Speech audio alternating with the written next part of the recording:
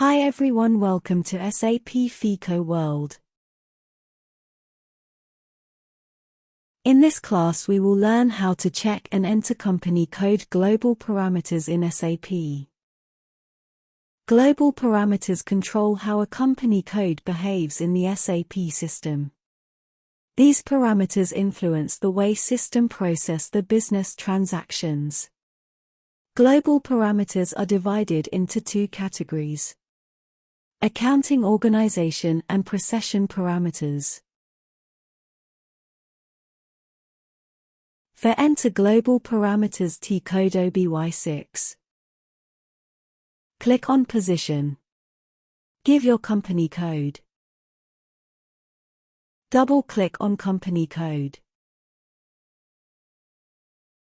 We can see here some of the fields are updated automatically as we already configured and assigned. For example, chart of accounts, company, credit control area, fiscal year variant, posting period variant. Apart from that, here I am choosing business area financial statements checkbox, propose fiscal year checkbox, default value data checkbox, and negative postings permitted checkbox. Click on Save.